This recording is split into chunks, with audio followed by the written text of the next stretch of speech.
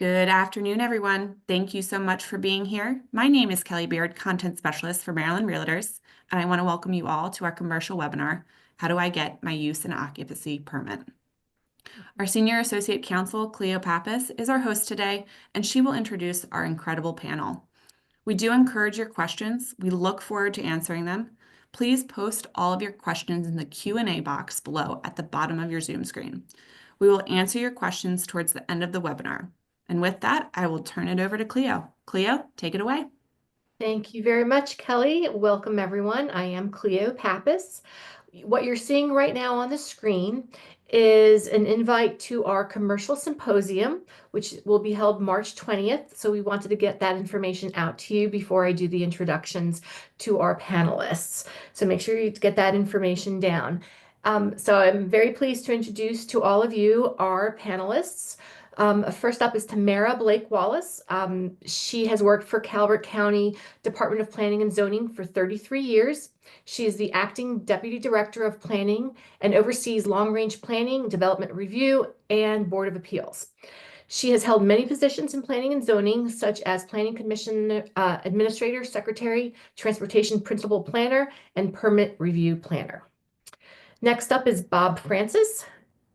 He is the building official for Howard County and director of the Department of Inspections, Licenses, and Permits.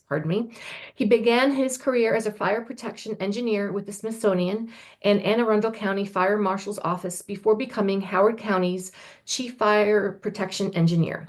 He holds a Bachelor of Science in Fire Protection Engineering and is a licensed professional engineer in Maryland and Delaware, and has served on FEMA's Urban Search and Rescue Task Force 1, responding to such events as 9/11 and Hurricane Katrina. Next is Don Moore. Don Mock, professional engineer, chief of plan review in Howard County. Don Mock is the plan review chief for Howard County Inspections, Licenses, and Permits. He holds a degree in fire protection engineering from the University of Maryland and has over 30 years of experience in fire protection engineering. Don's career includes roles with the City of Greensboro, North Carolina Fire Department, Arlington County, Virginia, and Howard County. He is a licensed professional engineer in Maryland and has been involved in several committees with the International Code Council, including the Sustainability and Energy High Performance Code Action Committees. He has also served on the ICC Commercial Energy Standard Development Committee. Next, we have Bruce Zavos, president of Zavos Architecture. As president, he provides guidance for all their projects and leadership in implementing the firm's core values and objectives. He has been an architect for over 30 years and has focused his talents on community-oriented projects and building a practice representative of his ideals. With his organizational and management abilities, he has led his eponymous firm to numerous design and preservation awards, incorporating both high design ideals and sustainable design objectives. Last but not least is Ashley Rowe. She is an associate principal at Ratcliffe Architects, specializing in commercial design with experience in restaurants, county clubs, retail, offices, and multifamily residential projects. A Virginia Tech graduate, she brings a client-focused approach to every project with expertise in navigating the permitting process and ensuring successful project delivery from early concept to construction completion. So with that, each panelist does have a little bit of a presentation they will give. We will start with Ms. Blake Wallace. So we appreciate that. I believe she's also sharing her screen. Again, if you have any questions, please put that in the Q&A. And we'll monitor that and ask those questions toward the end. So thank you very much. Good afternoon, everyone. I am from Calvert County, and just to go over a little bit with you about what we do as far as use and occupancy and certificates of occupancy, and how we use those different roles.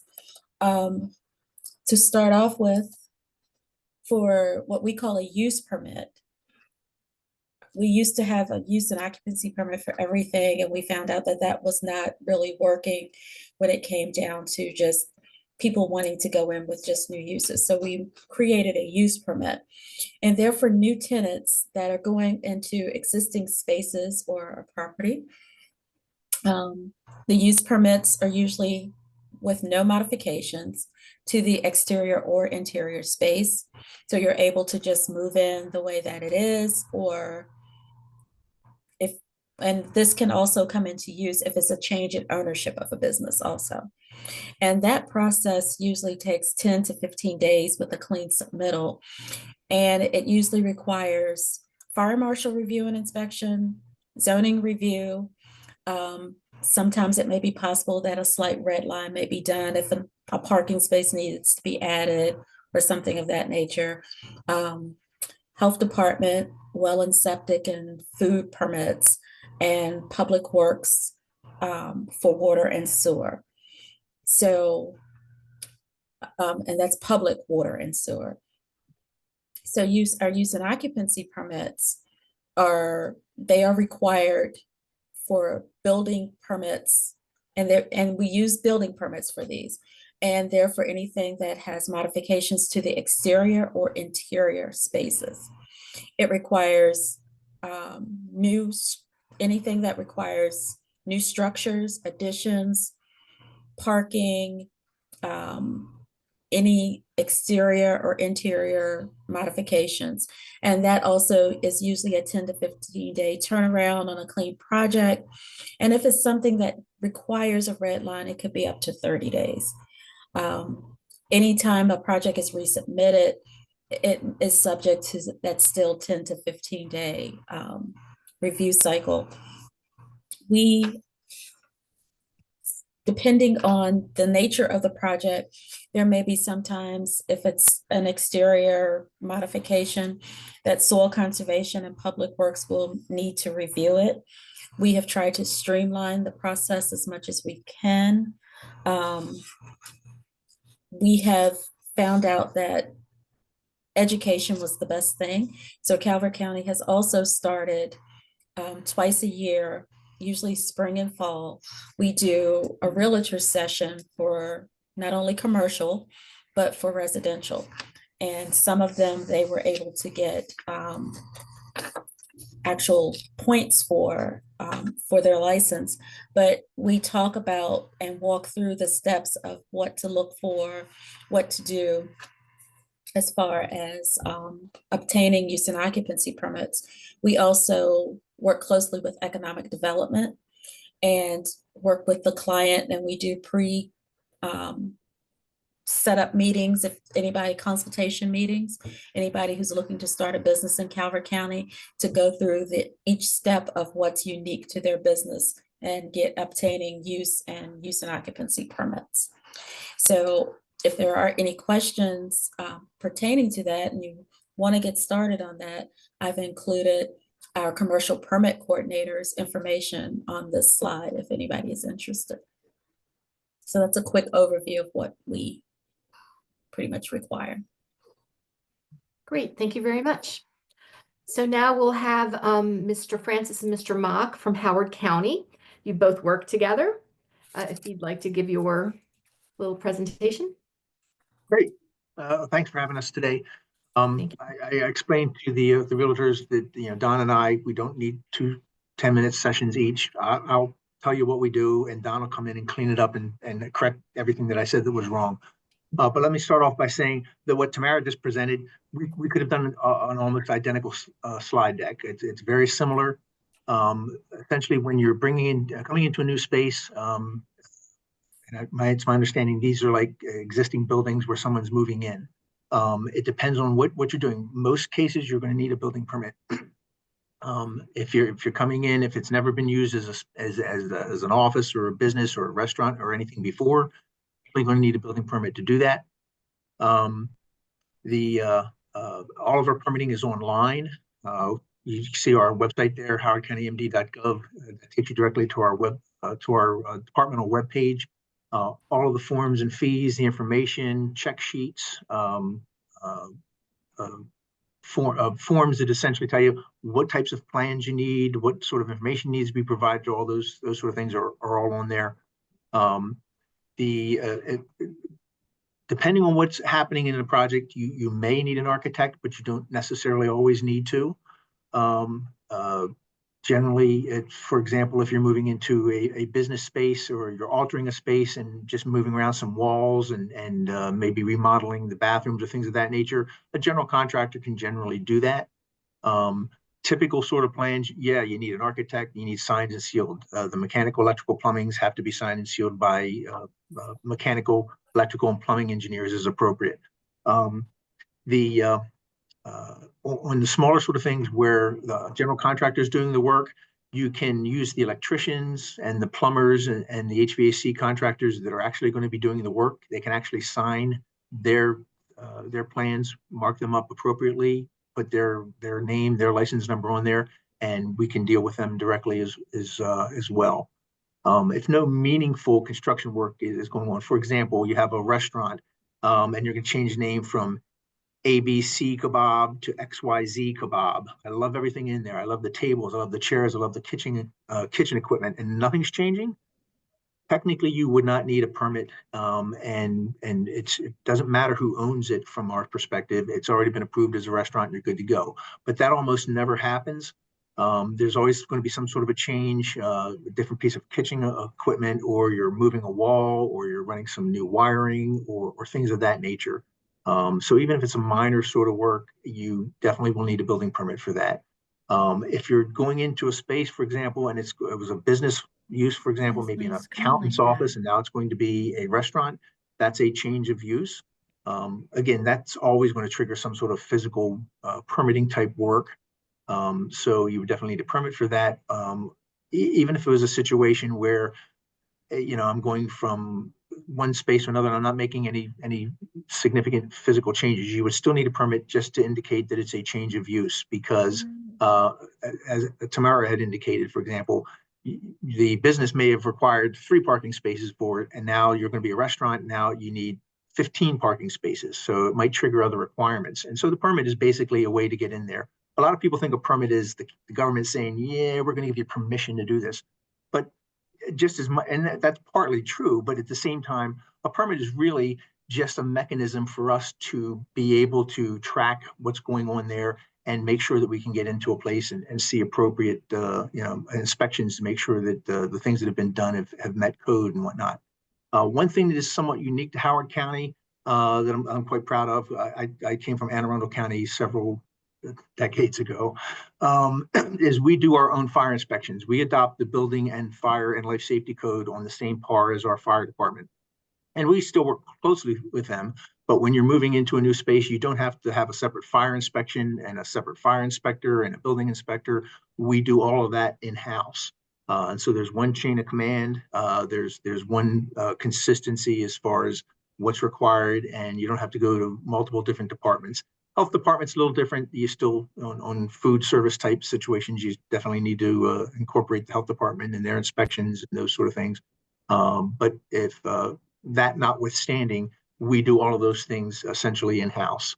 The one thing that and I'll close with this, and Don can add on anything if maybe I've missed something, is, or 2 things actually. The process for a tenant modifications situation usually runs about 2 to 4 weeks. If you have to make revisions, we usually turn those things around within 2 weeks as well.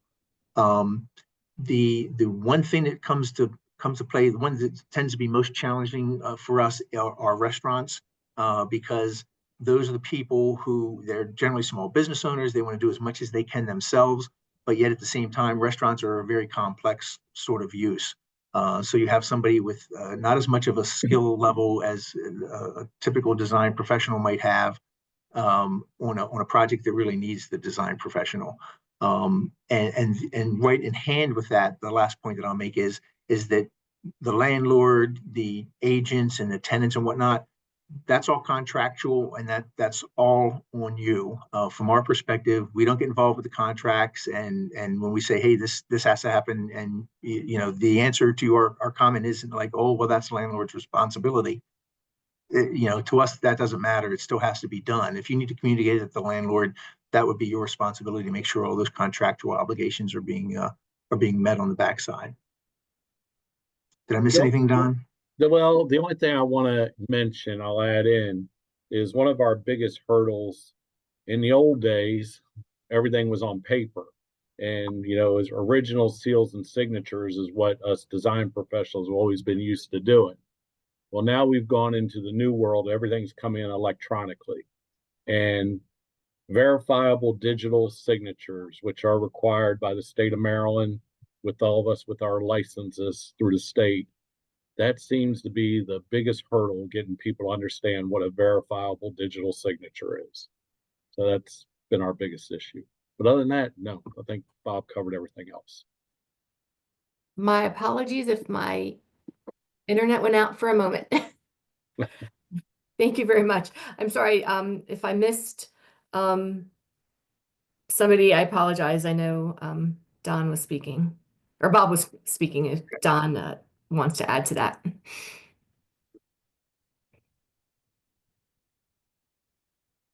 I think Don, you're muted, but I think he basically finished up. Did did you Sorry. all hear, did everybody hear what I said? Yep, Okay. we heard everything. Thank you. Cleo, you right. can go ahead and move to Bruce. Thank you very much, Mr. Zavos. I think I come from maybe a little different perspective. Most of our work has been multifamily residential. One of the things and the difficulties that we've run into with use and occupancy is how each jurisdiction decides on how they want to permit those units. We've had situations where we've got 200 units and we have 200 separate permits, and each of those permits have to be closed out to make sure that you are in line to get your use and occupancy. So, from our perspective, on the multifamily side, you need to know very quickly what the jurisdiction is going to require via permits. If they're going to allow you to group, are they going to allow you to do, again, individuals by floor? It varies from jurisdiction to jurisdiction, but owners and commercial realtors need to know that that's an issue that will take time. Again, when they're doing their pro formas, the developers, they're assuming that a use and occupancy will, be coming right away. The reality is it takes a little more time. I think from my perspective too, a lot of tenants, we're doing a project in Montgomery County right now with national tenants. It still surprises me on how little they know about what they need to do to achieve their use and occupancy and the relationship with the landlord. So again, I would be very, I would make sure that the tenants understand their obligations in their leasing. Because again, typically in those leases, it will tell you what you need to do and then how you need to go about getting your use and occupancy. And again, we have like 5 or 10 tenants, and it is not been easy for the commercial leasing agents as well as us to get this resolved. So I think from my perspective, to advise potential commercial clients and tenants, read your lease very, very clearly, because it will tell you what you need to do and what you don't need to do. And I will leave it with that. Well, thank you very much. Miss You're Rowe, welcome. I know you also have a presentation. Yes, thank you. Let me go ahead and just share my screen.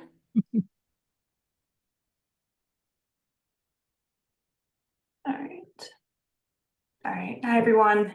So much like Zavos, I'm an architect, and so I think I bring a little bit different perspective. I work on in our commercial studio. We do we do offices, retail, restaurants. So we do kind of a variety of work. And the number one thing I would say is reach out to your jurisdiction and understand what the process is up front. I think we've heard from Tamara, just kind of a few items from their county as well, but I think everyone's got a slightly different process. So to gain your use and occupancy will really just vary on what it is that you are changing throughout your building. So, some of the situations you might be in, you might have a new tenant that's not changing the space and not changing the use, and it's a relatively simple process.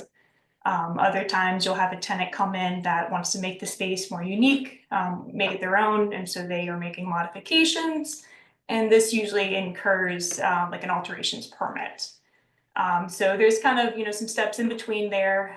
Usually when we're getting involved, it's for something that's a little bit more complex. Change of use, we're looking at, how the building is still meeting building codes like safety codes, even with changing that use. So just an example here from Ashley, I'm sorry to Baltimore. interrupt you. You're not screen sharing. Oh, excuse me. Um,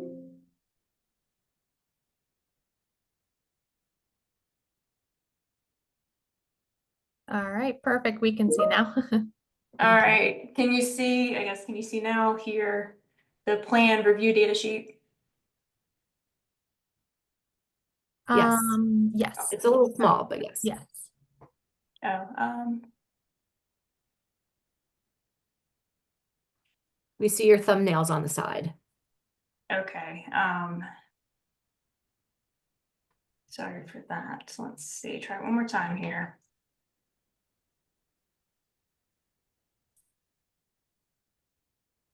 All right, that should work. That's perfect. All right, sorry about that. So this is an example of a plan data review sheet with Baltimore County. So with this, it's kind of a very basic code analysis that you have to go through, looking at the building construction type, the use groups, whether it's sprinklered, what stories, areas are allowed.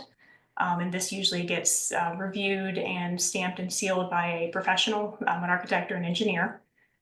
So, Baltimore County, this is just a specific example of what you might go through. I think it might be helpful just to kind of walk through a couple examples of a few more complex situations we've helped handle. So, it's kind of three examples here.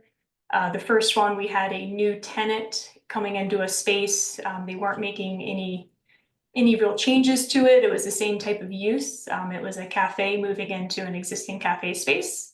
Obviously, they were making some upgrades to some of the equipment, and this seemed like it would be a relatively simple change in use, but some complications arose with their health permit. Basically, the way the previous tenant had closed their business made it so that the health permit flagged that they needed to have a new occupancy certificate for this space. So this was with Baltimore County. Once we got involved, they were needing to file for a change in occupancy, and that sparked a lot of new codes with their fire marshal. They wanted us to enclose the existing stairwell that was part of this space, which then meant that we were doing an alterations permit. So it was a little bit more complicated. It certainly added to some delays for this building, for this cafe to be opened. But just something to kind of always consider what steps are needed to be taken. Another example that was a little bit more complicated, we had a new tenant that was moving into a space. They weren't changing the space, they weren't changing the use. So it was a business office, and they were going to use the space just the same. But once the fire marshal was out there to review and inspect the space, they noticed that the records that they had showed the walls in different locations. So there was actually several walls that had been removed, and instead of having a small conference room, they now had a larger kind of multi-purpose area space. So some of the complications that kind of came with that, you have different uses. So it's a business use for an office building, and you sometimes have some rooms that are multi-purpose. So like a conference room is an assembly use, and that is technically accessory to your business. So it's not, nothing really complicated with that. But if that accessory space grows to be, I think it was over 750 square feet, suddenly it was its own occupancy. And so with that, there were requirements for fire separations. This space was large enough that they needed 2 means of egress. They needed panic hardware. So something that was seemingly really straightforward, they soon find out that they actually are needing to make a lot of upgrades in order to use the space as it currently was, it was built. So getting involved, having an architect be able to kind of inspect the space and understand any complications might be helpful. And then finally, I guess another example I have, We had an existing tenant that was expanding into another space. So this was a large multi-use building. There was a cafe that wanted to expand into the next door space that was once a boutique type shop. And so they were changing the use of that space. They did the right thing. They reviewed with the county what the requirements were. They understood that they needed an architect to help them. We got them set up with fire separations and egress, making sure everything was met as needed per code. But what kind of came out with that review, we had a set of the existing building plans and saw that the existing building construction had some requirements for floor separation, floor fire ratings, just for the type of construction. And I guess through the years, as different tenants came, did their own renovations, the integrity of some of that fire separation was not maintained. So it was kind of like a ceiling and floor combination system. The ceiling was held down with clips. So as new tenants came in, I'm sure they were thinking these pesky clips, pulling out the ceiling tiles, putting in new ductwork that was, again, not meeting what that UL assembly needed to be. And so through the years, the building lost its integrity for the fire separations that were needed. So that was something that kind of came about. We helped the landlord help them upgrade the building to make sure that it was still meeting code and had some integrity to it. So I guess with that, those kind of couple examples, a few takeaways, I would always make sure that you have your existing building drawings, or say you're acquiring a new building, go ahead and I would ask for those if they have them. Understand if there are any components that, fire ratings that need to be maintained. That's something that you can talk with future tenants, making sure when they're doing their own renovations that they're adhering to those restrictions. Another consideration, actually, I would say, is to consider zoning. So if you are changing use of, a tenant coming in with a different use, making sure that your zoning allows for that use. That's something you can look up in your zoning codes, or you can have a civil engineer and architect help you determine that. It's always helpful to reach out to the AHJ to understand their process. As you've heard today, there's several different processes with each county, with each city. Just know your use in terms of building codes, and also understand the complications that might arise from changing in that use. So assembly, which is typically like a restaurant, usually has more restrictions just because that is generally more people, and so you're trying to get people out of the building safely. And finally, if something seems more complicated, it's helpful to reach out to an architect, especially as you're working out lease agreements, to understand who's responsible for what permits. Moving forward, an architect can kind of help make sure nothing is being overlooked. So, thank you. Thank you. So we do have a couple of questions prepared for all of you. I know there are some coming through the Q&A box, but as we review those, we'll start asking a few questions if that's all right with everybody. So actually, I have a question for Ashley. At what point in time, as you were describing, the slides, did those clients come to you, and when's the best time, and what do they need to have with them when they consult with you? So more often than not, we have people come to us kind of after complications arise, because it seems like it's a simple process. That's unfortunately usually how it goes. If you have an architect that you can reach out to, it's usually a quick review for them to understand. They could go look at the building at a minimum and just understand what the new use is, and they could walk you through that process. So earlier is generally better.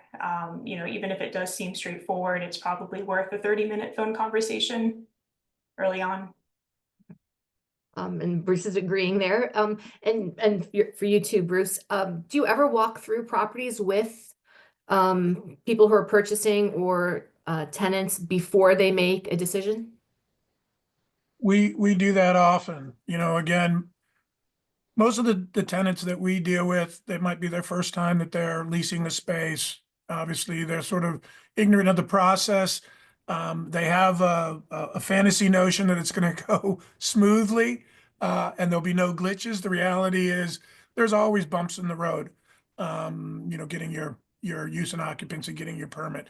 But yes, I'm right with Ashley. The best call that you can make is to a design professional, because this is the stuff that we deal with all the time. And again, prior to you even, leasing the space, if you're just looking, if they're just looking around, it is very important to have an architect with you, because again, we can point out some of the difficulties that you're going to encounter, and the space may not even make sense to you once we can point out those issues. I mean, Ashley brought up egress is a huge one, life safety. Again, a lot of tenants that we deal with are relatively naive. And so when you walk them through the process, it's not for the faint of heart. Okay, And if I thank you. could add on to what Bruce just said from an official standpoint, we can tell the projects where they have not incorporated the advice, at least from an architect or a design professional. It's what we refer to as design by plan review. They submit something in to us and they expect us to generate comments to help them fix what the issues are. So, Well, that leads to my next question for the county professionals.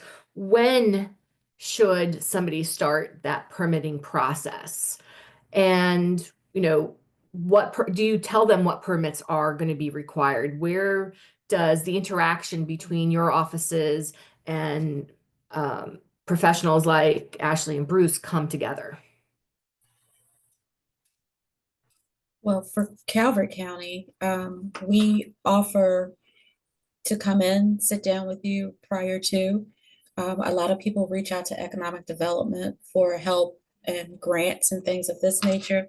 The problems that we see are people go out and sign leases and start moving in or starting a business before they even know whether they're allowed to be there or not. So we always suggest that pre-consultation, call and ask questions, check the zoning. Like Ashley said, that's very important to make sure that you're permitted with the type of business that you want. And just don't tell us part of what you're going to be doing. Tell us the whole entire scenario of what you're going to be doing, because different uses and the way that you run a business makes a difference in your code plans. It makes a difference in the zoning. So those are kind of the things to watch out for. But always try to come to us when you have that idea before you start reaching out, so that you'll know at least what to go look for, and looking for a space, looking for an architect if it's going to be needed, those types of things. Anyone else? Otherwise, I have another question then to follow up. Are there any particular uses or types of permits that require more processing time? restaurants, muted, Okay. Don. Restaurants, and again, the point that I made, when you're dealing with a large chain or something like that, they get it. They've got design professionals. They're engaged in the process early and often, which ties into what Tamara just mentioned, that early communication often. Reach out to us and ask us what you're doing. Tell us everything. But again, most restaurants are small businesses. It's their dream. I quit my job in corporate America. I'm gonna run my own pastry shop or whatever. And it's unfortunately, it would be bad enough if you were just trying to open up your own small accounting firm and open an office. When you're doing a restaurant, for example, they're much more complicated spaces, and it's harder for somebody who hasn't done one of those before to get it right on the first try. Yeah, when the restaurants that we've been involved with, the big problem is parking, right? Typically, if it's a change of use. Right. And that, again, they're not aware of that. And then when we make our tenants, aware that they have to go through a separate health department review, that's typically where we run into problems. It's not so much on the, on the architectural engineering side. It's more in the health department, and they forget that because they run in Frederick County, they run separately. So you might have a permit, but if you don't have health department, you can't do anything until you're ready, till you get that approval. And again, the restaurateurs sometimes forget about that. Are there any other? I was I'm going to sorry. say, I would agree the restaurants are the big one. Another one is assembly occupancies. especially the church that finds this nice warehouse space that's going to be a change of use. And we're just going to move the chairs in and we're going to start having service on Sunday. And then they come see us and we tell them all the hundreds of things they need to do to move into that spot.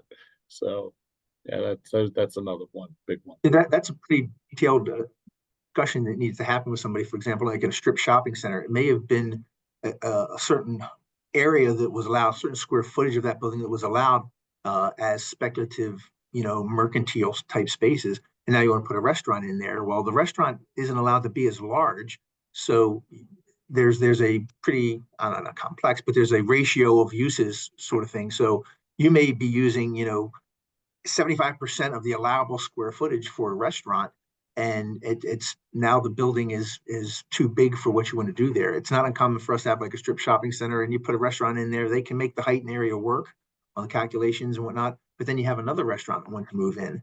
What usually triggers the question on that is again, the parking, because you got to have a lot more spaces, but there's also that allowable height and area of a building that's there, because assembly occupancies are generally not allowed to be as large as, for example, a mercantile space would be. And again, design professionals would key on that, whereas the person who's opening up their restaurant or pastry shop wouldn't have a clue.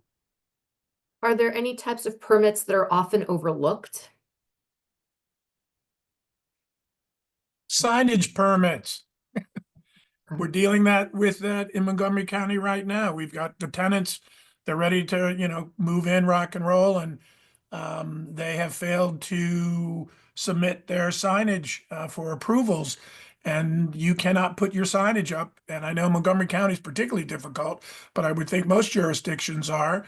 And you have to make sure that you get approvals before you manufacture that sign. And it might not be the exact corporate logo or signage that you expect, because again, each jurisdiction has a different requirement for their signage. But we find that often. Okay. And one of the questions we had is, if there is no meaningful or significant construction work that's done, does a tenant need a building permit, or can they just apply for a use and occupancy permit? What kind of inspections need to be done if there's no significant construction? That's a loaded question. Any construction is significant. So anytime they do anything, they need a permit. The question is usually if they're not doing anything and it was the same use, then no permit would be required. But usually if you're just putting up one wall or a knee wall, you need a permit. So. And for Calvert County, we require a floor plan for any space so that we can compare them, go out to see if anything's been done from the previous business, that type of thing, because sometimes these things get done in between tenants or whatnot to make sure that everything is permitted. So whether it's a use permit or a use and occupancy, we require floor plans. And they can sometimes be, depending if it's just a use, it can be hand drawn, but we want to know where your mop zincs are going to be. We want to know, where you're putting your equipment, how you're setting it up, how it's going to be used. So we require that. That's a great point. And I've kind of had the visual of a strip shopping center with mercantile use and restaurant. But when Tamara was just mentioning that, there's another thing that we deal with fairly frequently, that it's not a change of use at all. It has to do with warehouses. And we may have somebody who's moving into a warehouse and there's some front office space there. And it's like, hey, we like it. We're going to vacuum the carpets. We're going to clean the place up. But we love the offices the way they are. We're not going to change anything in the warehouse. And we're like, hold on. The previous tenant was storing metal parts 12 feet tall, and you're planning on coming in with storing palletized plastics at 30 feet tall. There might be an issue, even though you're planning no work whatsoever. The sprinkler system, for example, might not be adequate. And of course, Don and I are fire protection engineers. We always think of this stuff. But what you're storing on the racks, is the floor adequate to support the load of the material that you're going to be storing in there? Is the fire protection up to speed as far as being able to protect the commodities you're putting in there? So yeah, even though someone will say, yeah, we're not changing anything, it's like, yeah, you still need to tell us what you're doing. Are you bringing in flammable liquids, or how high are you storing it? Things of that nature. Those are all important questions to be asked, because that does change the characteristics of what the original use and occupancy certificate allowed for. And what's the best way for somebody to search what's already existing in terms of permitting and UNOs? Should they just call each county and look up an address and ask somebody to research what exists currently? I mean, is there an online process to be able to look at what exists? We get those kind of public information requests about buildings all the time. When people are doing their due diligence before buying a space or leasing a space, they will ask us for, are there any code violations? Can we get a copy of the existing use and occupancy certificate for the space? And we have that information up, and we generally, can provide electronic copies of all of those things. And that's the same for Calvert. We also have a lot of clients coming in through economic development, which will help find spaces for them. So it all depends on what you're looking for and where you want to start. Either way, we all work together to try to help the clients achieve where they're going. And how can commercial real estate agents assist landlords and tenants and purchasers in the process? How have you found them most helpful in the process? By doing their due diligence, doing these exact things that we talked about for their clients, doing that legwork, making sure their zoning is there in place, just educating themselves as to the different processes that are out there.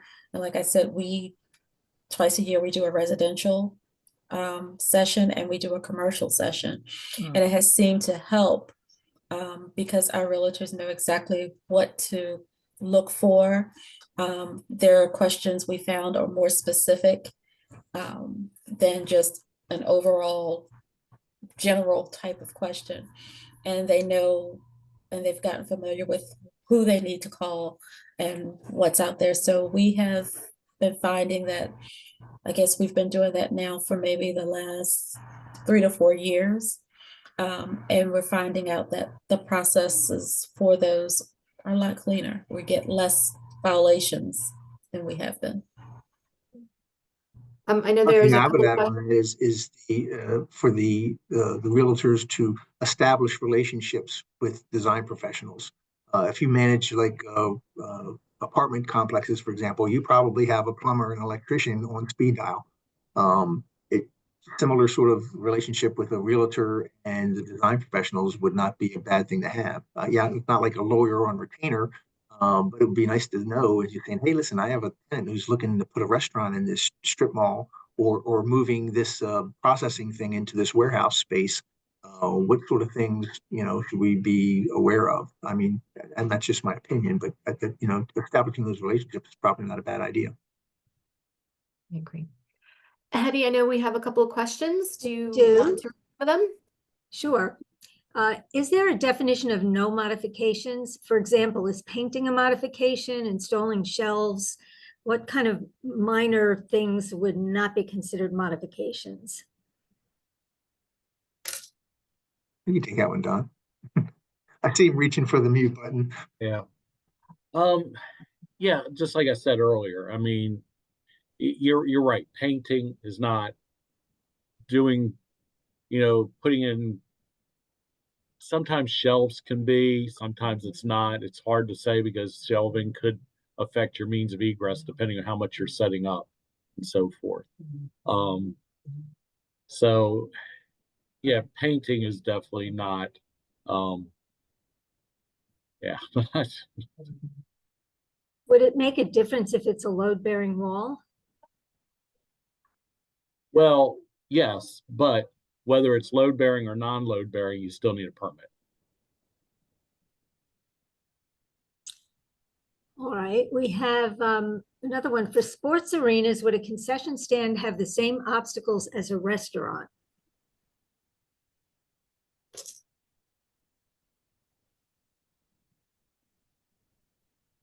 We got stumped. Well, I don't have any sports arenas. They all would still have to get a food permit and work with the health department. So it could, depending on on how big of a facility they want to have, it could get very involved, almost as a restaurant, depending on what they want to do. Okay, we In have- places of assembly, whether it's a restaurant with seating or whether it's a sports arena with seating, places of assembly I kind of put those on the higher level of complexity where you need to make sure that the public safety is a big aspect of that. And I don't know of any sports arena facility that I've ever been to that didn't have some sort of food service component to it, even if it's a small snack bar. Thank you. We have a question. Is there a presentation for Baltimore City properties? I think the answer to that is not today. But maybe we'll have another seminar for that. All right, then we have a question. I have a client looking to lease a space for medical in Frederick City. They would like to have a handicap spot outside their office marked and labeled for their patients. The landlord stated that it is up to the HOA to approve such a spot. Wouldn't it be approval of the city and wouldn't it be required?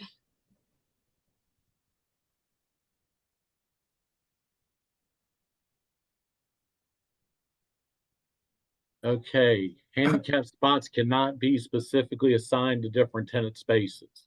You're required to have a minimum number of handicap spaces, and you cannot assign those to a certain tenant.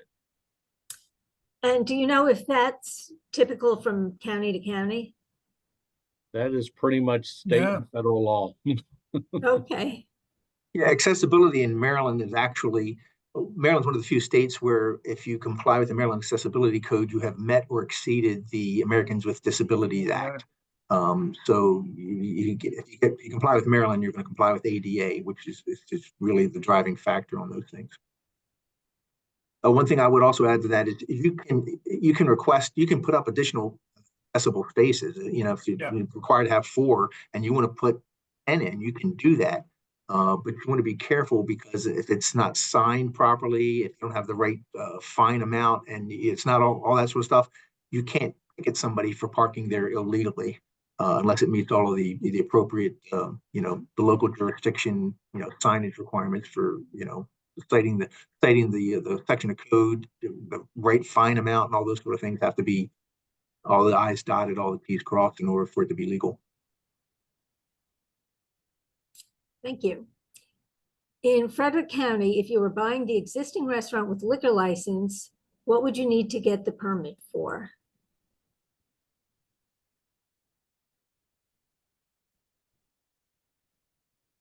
Well, if you say an existing restaurant and nothing else has changed and you're just going in there, again, theoretically, building wise, you'd be okay. I don't think liquor licenses are transferable that way. Our liquor licenses are handled through our county counsel's office. So you want to make sure whatever authority having jurisdiction deals with liquor in your jurisdiction, you're probably going to have to deal with them separately. Cleo, I'm getting a sign that Maryland Realtors would like to answer this question. No, I don't think that's for me, so. Yeah, you Okay. can just ignore that, Hetty. Okay, thank you. What is AHJ? That's standard language in just about any code you'll come up with. It means the authority having jurisdiction. In Howard County, you need a building permit. The building official is the authority having jurisdiction. In some jurisdictions, fire code, the fire marshal is the authority having jurisdiction. And it's generic language you just see in most building and fire codes. It's never the architect, though. What is the best way to report a possible building violation that may not be up to code as a tenant? Anonymously. You can always call out in Howard County. I think our all Howard County numbers are 410-313. 2455 is our generic number. You can always call up and talk with our building inspectors or with our plan review or permitting staff. Howard County, we like to have what we call a no wrong door policy on a lot of things. from a building code standpoint, if you call and not the right person answered the phone, they'll connect you up with the right person, and we'll get the information, and we'll go out and make an inspection and take appropriate action as required. And in Calvert County, we do have an enforcement division. So most of those complaints start there. And then if they need to get anyone else involved for that specific complaint, once they find out that it is legitimate, that's how we handle ours.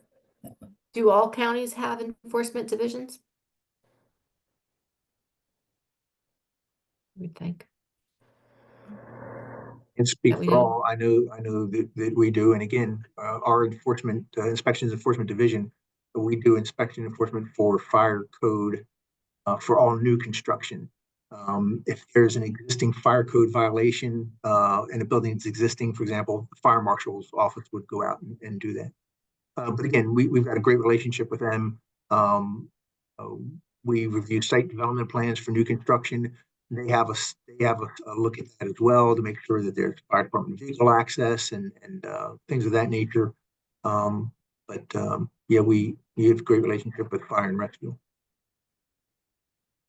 All right, here's a challenging one. In PG County, Leslie's contractor who was just taking down light, non-weight bearing office walls to make an open space and redoing basic flooring from carpet to a smooth surface for dog training, brought in an architect to check everything. Architect discovered that the previous build out was totally not structurally sound for anything. They basically put in a whole second level incorrectly. Landlord has been playing around not getting anything done since September 2024. How can they get the landlord going?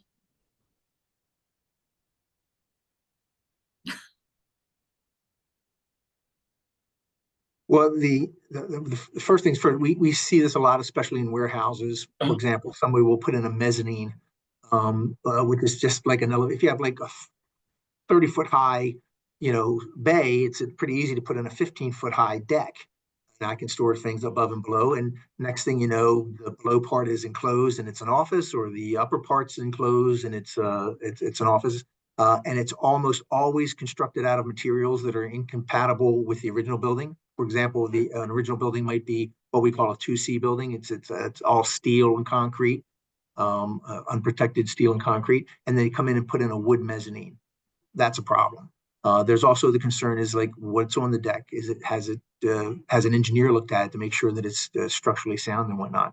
Again, if we get those sort of things, either anonymously or with a name, we can go out and do an inspection. And if we find there's a problem, we'll cite somebody. The code requires that we provide a notice of violation first. We tell you what the problem is, cite the code section, and give you an opportunity to abate the problem. But if you don't abate the problem, then we can go to the next step, which is a civil citation.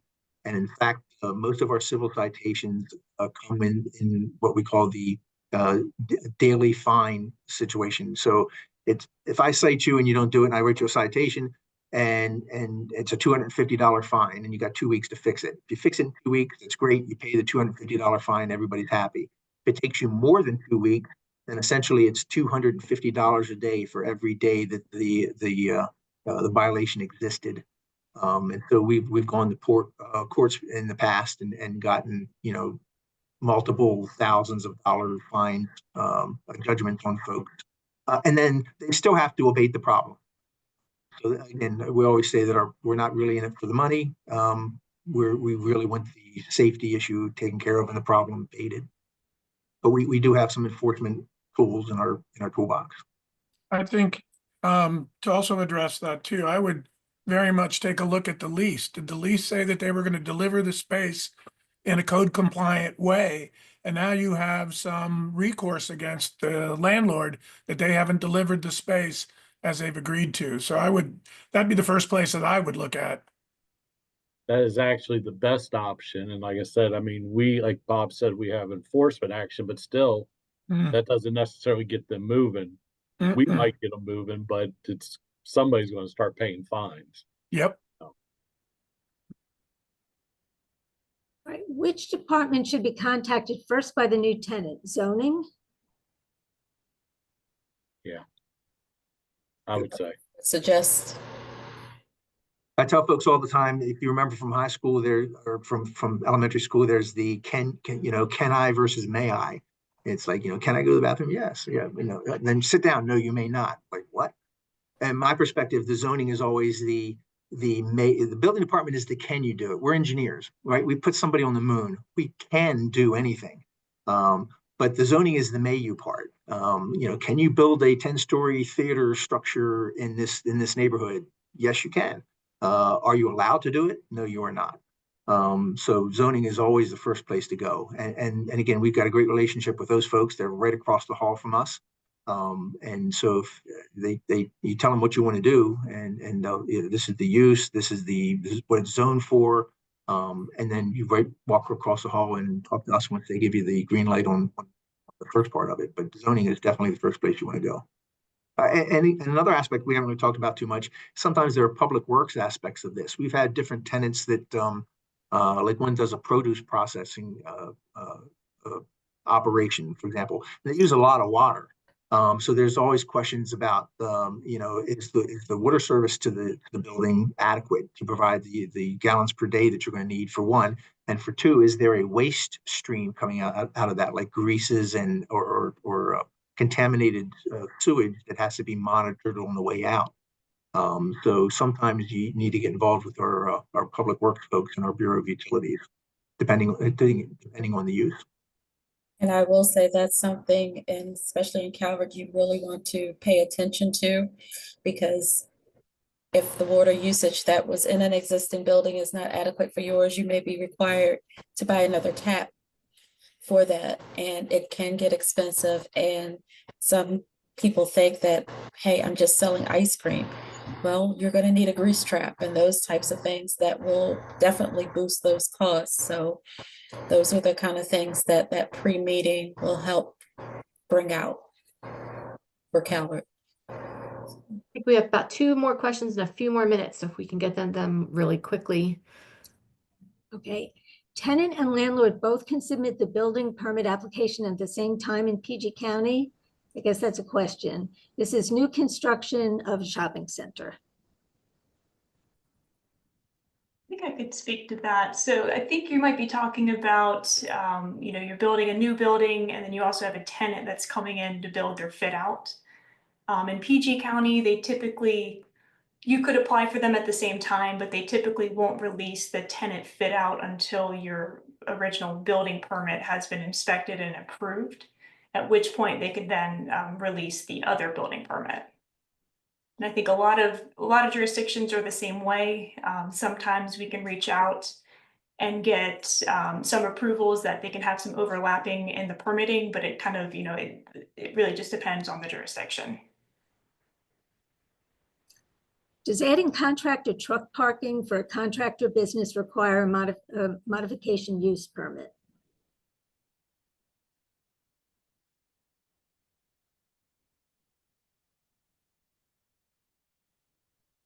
Not for us, but I would check with zoning on that, with the parking. Yeah, and it depends on how many, because if your contractor trucks are taking up all your client parking spaces, that could be an issue. Okay, then why ask for the OC when, I think maybe why not ask for the OC when you're applying for the building permit?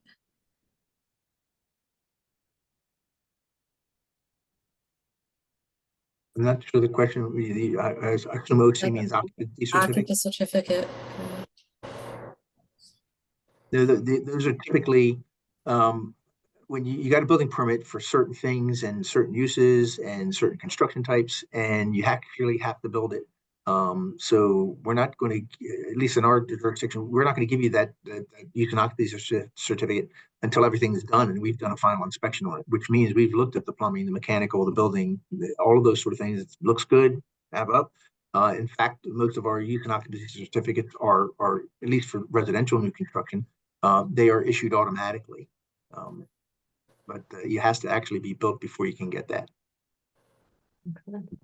Well, I think that's the end of our questions. It's almost exactly 2 o'clock. We allotted 1 hour for the webinar. I want to thank all our panelists for taking the time out and meeting with us beforehand, and for your time here today and all your wonderful knowledge and information that you've given to all the agents who are on listening to the webinar. We appreciate it very much. I found it extremely helpful. I'm sure they did as well. And we appreciate your time, and maybe we'll do it again sometime soon. And for the person asking about Baltimore City, they may be a whole nother webinar devoted for the city. But we thank you again for your time. Thank you, everybody. Thank you, Hetty, for reading the questions. Thank you, Kelly and Laura in the background with all the tech support. And if you ever need us on the legal hotline, please feel free to give us a call at Maryland Realtors. So I wish everybody a happy afternoon. Thank you. Thank you. Everyone. Thank you.